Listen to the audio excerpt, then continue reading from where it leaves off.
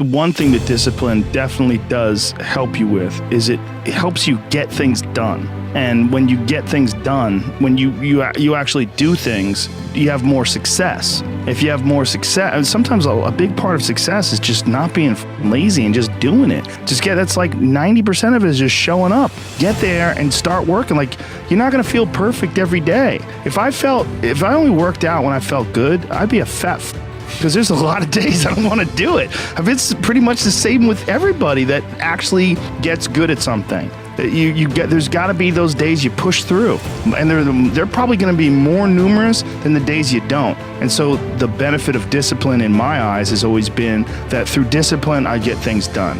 I always say that I'm like the most lazy, disciplined person I know because I don't want to do it, but I always do. And everybody's different. Everybody's similar, but everybody's different. And your attitude has a giant effect, not just on your life, but on other people's lives around you. That's the other thing about it. Those I can't catch a break guys, get them the f away from me. I can't be around those guys. I don't want to hear that shit. I don't want to hear that shit. I don't buy it. Because everybody has bad breaks. I've had a shit ton of bad breaks. But you know what I did? I stayed up.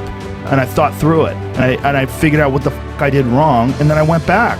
It's like, I fucked up everything I've ever done 100 times. And there's no other way to do it. And I've had a bunch of shitty breaks. Everybody has. But you gotta realize when you have those shitty breaks what that is. It's an opportunity for you to reassess, reboot, get better, figure out another way, find another way through. It's just little challenges. And the people that look at those challenges and go, why do I always have these challenges? They're cancer. Those people are dangerous to be around. They will rob you of your enthusiasm. They don't give you any fuel. They're the opposite of fuel.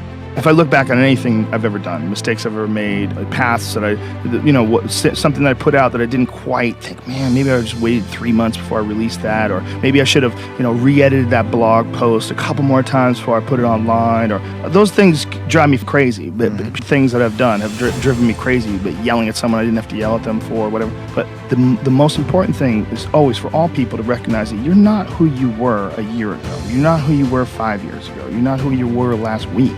You're who you are now, and this is the only you have control over. So you gotta regulate how much you dwell on regrets of the past. You really gotta be careful, because it's good to have a little. Because my regrets, whether it's things of professional nature or the very few regrets friendship-wise, which is one thing that makes me very happy.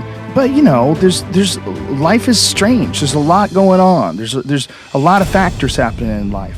But for sure, who I am now wouldn't have ever happened if I didn't f up. If I didn't make those mistakes, I wouldn't have understand the importance of friendship and kindness. And if I hadn't been cruel at some point in my life, or someone hadn't been cruel to me, I wouldn't understand the beauty of love. I wouldn't understand the full range of it, because I hadn't felt the sting. If nobody ever punches you in the face, you don't really appreciate safety. Because a lot of people don't even understand what safety is. You say, oh, we're safe, but you are so not safe at any moment. And when someone's punched you in the face a bunch of times, and you've been in a street fight with some guy you barely knew, you've gotten in an argument with, there's something about regular safety that's sweeter. It's more delicious. It's way better to drive your car straight after you almost lost control on a turn. I'm not saying that you should go sideways around corners, but what I am saying is that there's a yin and a yang to this world, man. And you gotta fuel yourself with the f-ups. And most people get stuck in these patterns because they define themselves as a f-up. Or they define themselves as a person who doesn't follow through on their ideas, or a person who doesn't pursue their real interests and loves. You define yourself by that. Well, I guess. No, you don't. No, you have started things and you quit. And it gives you a horrible sense of regret that's made you define yourself by that. You don't have to do that.